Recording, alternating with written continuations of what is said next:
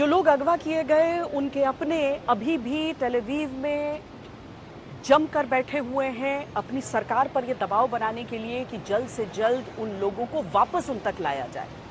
IDF की तरफ से आक्रमण में तेजी ला दी गई है। लगभग 450 ठिकानों पर आतंक के बीती रात प्रहार हुआ है। हमास की तरफ से जो आक्रमण किए जा रहे हैं, जो रॉकेट अटैक्स किए जा रहे हैं, उनमें भी बहुत तेजी आई है। इन सारी चीजों के बीच युद्ध का पूरा अपडेट आपको दिखाते हैं। बदल गया इजराइल और हमास के वॉर का गियर। महायुद्ध की तरफ बढ़ रही है लड़ाई। बम और बारूद से गूंज रहा है गाजा का कोना कोना। हवा के बाद अब जमीन से ऑपरेशन। हमास के ठिकानों पर इजराइल का झंडा। युद्ध का 23वां दिन है और लड़ाई जारी है।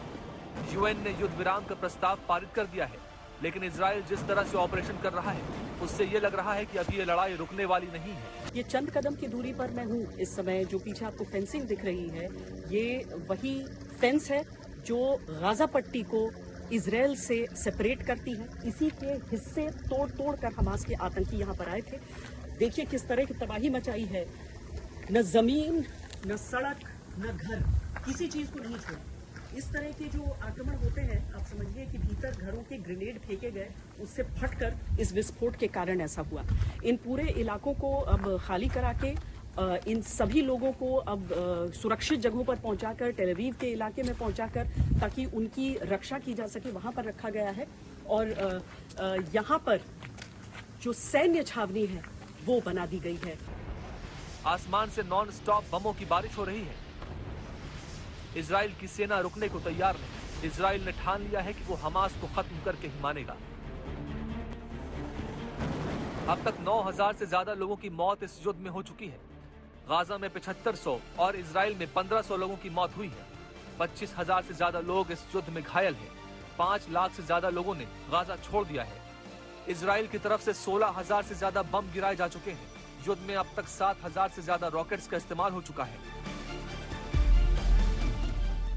टेल अवीव, मध्य टेल अवीव में इस समय खड़ी हूँ, जहां पर ये अपार्टमेंट जिसके ऊपर एक रॉकेट आकर लगा है। आयरन डोम की बात बहुत होती है, लेकिन आयरन डोम भी 90% सफल रहता है। अब देखिए, मैं यहीं से लगभग अगर मैं वॉकिंग जाऊं तो 5 मिनट की दूरी पर रहती हूँ।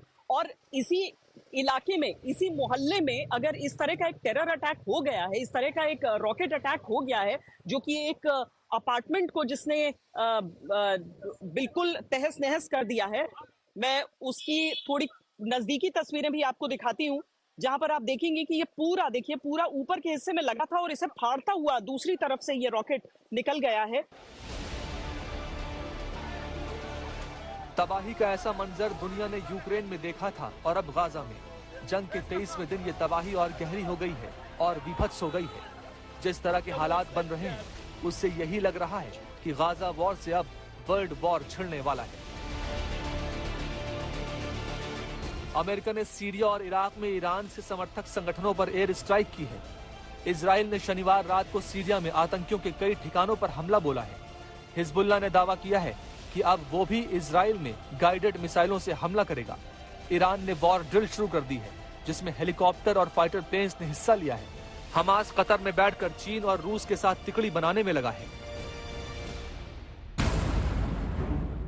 गाजा की तबाही का आलम देखिए। यहाँ की 40% इमारतें जमींदोज हो चुकी हैं। हर तरफ गिरी इमारतों का मलबा है। पानी, बिजली, इंटरनेट सब कुछ कट चुका है। इजराइल थमता हुआ नहीं दिख रहा।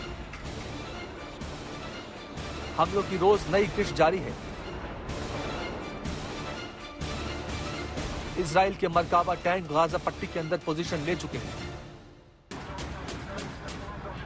अब इजराइल 3 मोर्चों से हमास को घेरने में लगा है।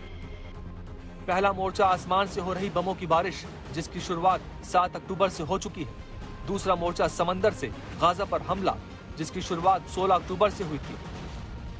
अब तीसरा मोर्चा गाजा में टैंक के साथ जमीनी हमला।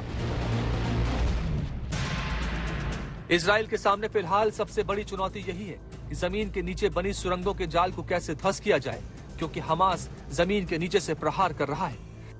इजराइल बार बार वीडियो जारी करके आतंक के ठिकानों की लोकेशन बता रहा है। इजराइल में तबाही के निशान चीख चीख कर आतंक की रक्त रंजित गवाही देते हैं। आतंक के खिलाफ इस जंग में कोई धर्म के नाम पर, कोई अपनी पुरानी दुश्मनी निकालने के नाम पर युद्ध को महायुद्ध में बदलने में जुटा है।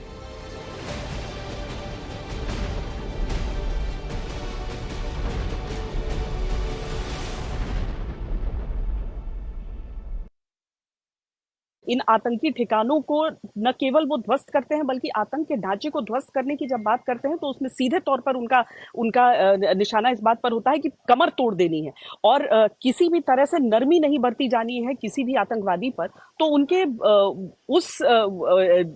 उन घरों पर भी प्रहार, उस इलाके पर भी प्रहार जहां पर वो रहते हैं, ताकि मन में खौफ बैठे। तो इजराइल की ये साफ रणनीति है कि आप आतंक को कैसे खत्म करेंगे और किस तरीके से आप उस आतंक को खत्म करने में आप फिर ये नहीं सोचते हैं कि आप किस तरह का बर्ताव कर रहे हैं और किस तरह के कदम उठा रहे हैं।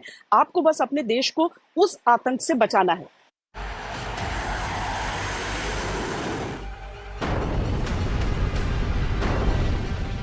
पहले हमास के आतंकियों पर हवा से हमला किया गया,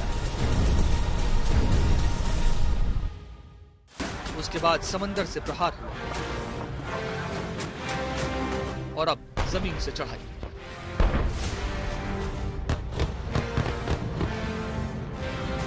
आतंकी हमास के खात्मे का फाइनल राउंड शुरू हो चुका है। हमास के गढ़ में इजरायली टैंक घुस चुके हैं। पहली बार सीमा की बाड़बंदी को पार करके इजराइल के टैंक गाजा की सीमा के भीतर दाखिल हुए और गाजा शहर में अपने देश का झंडा लहरा दिया।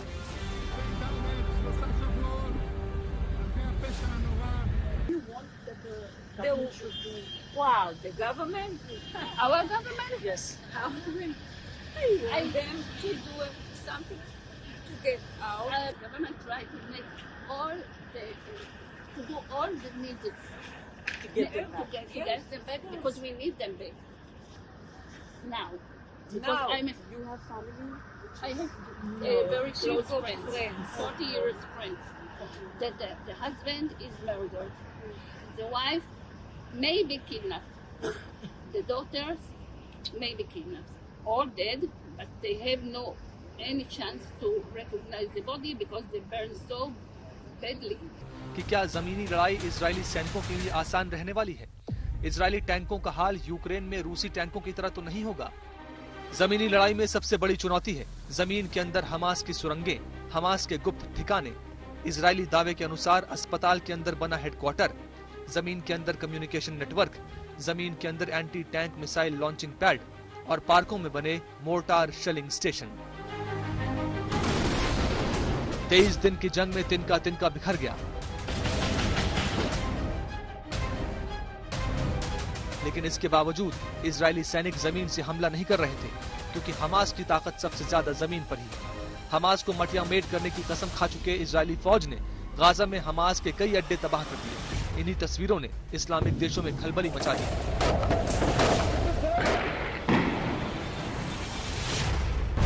इस जंग ने दुनिया को दो खेमों में बांट दिया है।